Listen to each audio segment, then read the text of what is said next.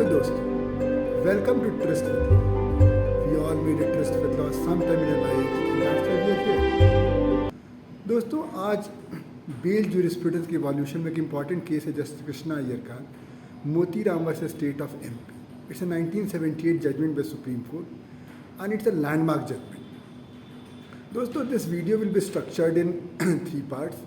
First we'll see fact. First part will contain with facts. Then we'll frame the 3 issues in this case, and then the judgment delivered by Krishna Iyer is about so there is critical analysis of the bail jurisprudence not only in India but across the world, and secondly he deals with interpretation of CRPC provisions.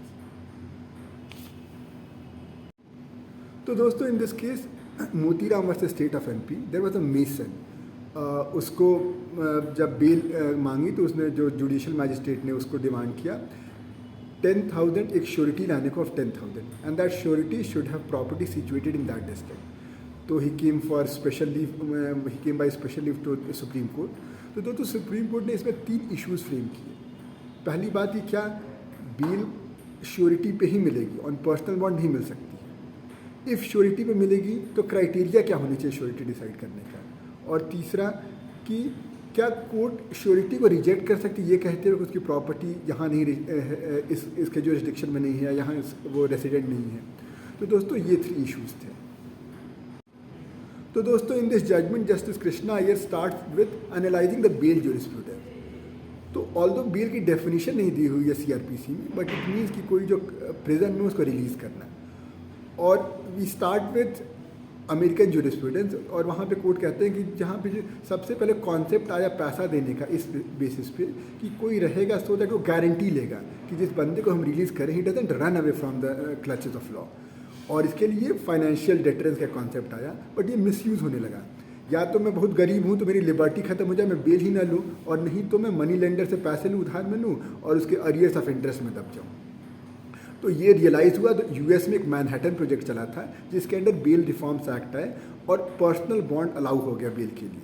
और वहाँ पर ये भी कहा गया कि pre trial remedies exhaust हो जाएंगी। दे सेड कि फाइनेंशियल क्राइटेरिया अलाउड है, मतलब फाइनेंशियल क्राइटेरिया कुछ बेल के लिए, but that should be last resort. It's a deterrence but it's not a very good deterrence. On the other hand, personal bond पे अगर रिलीज़ करोगे या उसके फैमिलीज़ को बोलोगे तो वो बेटर।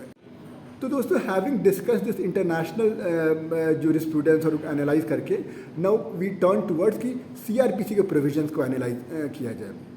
तो इसमें सबसे पहले section 436 which deals with bailable offences, उसमें बेल और पर्सनल बॉन्ड को अलग अलग देखा गया है।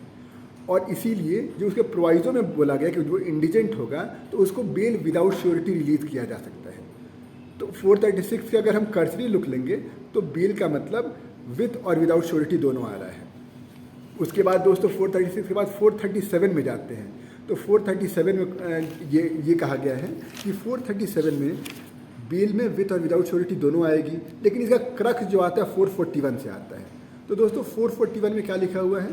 441 ये कहता है कि अगर हम कर्सरी लुक उसका एट द फर्स्ट ग्लांस देखें तो उसमें बेल और पर्सनल बॉन्ड की बात की गई है। तो इसका मतलब अगर हम लिटरल इंटरप्रिटेशन करें तो personal bond doesn't come under bell.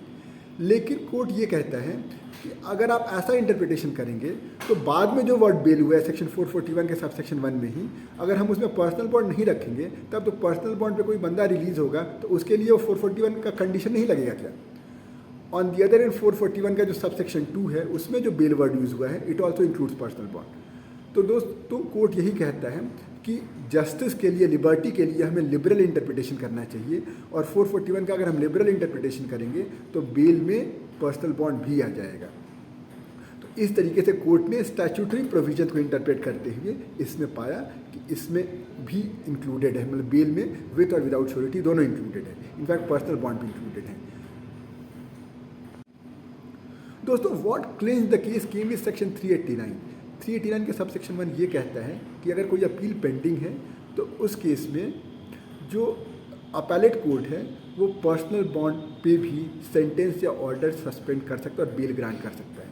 तो दोस्तों, कोर्ट ये कहता है कि अगर आप जो ऑलरेडी कन्विक्ट है उसको आप पर्सनल बॉन्ड पे रिलीज़ कर रहे हो, और जो अभी ट्रायल फेस कर रहा है, जो सस्पेक्ट है बस, जो एक्यूज्ड है बस, उसको आप पर्सनल बॉन्ड पे नहीं रिलीज़ करोगे, कैसा डिस्क्रिमिनेशन है? It will fall foul of article 40।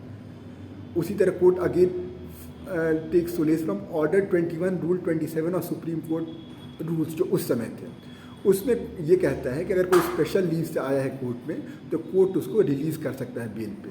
तो दोस्तों कोर्ट ये कहता है स्पेशल लीव से आप कब जाते हो, जब आपको लोअर कोर्ट ने ऑलरेडी कन्विक्ट कर रखा होता है, आपके साथ इनजस्टिस हो चुकी होती है। तो कोर्ट ये कहता है कि आप जो ऑलरेडी कन्विक्ट है, जो मर्डरर है, उसको हम रिलीज़ करने का अलाउ कर रहे हैं, जबकि जो सस्पेक्ट है उसको नहीं करेंगे। ये तो एनोमलियस है। तो दोस्तों इसके बेसिस पे कोर्ट ने कहा कि नहीं, तो इसको हमें लिबरल इंटरप्रिटेशन करना होगा, so that bail includes both surety and personal bond. तो दोस्तों ये रहा हमारा case Modi Singh versus state of MP. The crux of the matter is this कि बेल का मतलब होता है विथ और without surety. It can also be release on personal bond, और श्योरिटी को अगर आप मैंडेट करोगे कि वो सेम डिस्ट्रिक्ट से रहे तो बहुत ही इनजस्टिस हो जाएगा, स्पेशली माइग्रेंट वर्कर्स के लिए, पुअर के लिए। तो इसलिए ये इंटरप्रिटेशन एक्सेप्टेबल नहीं है।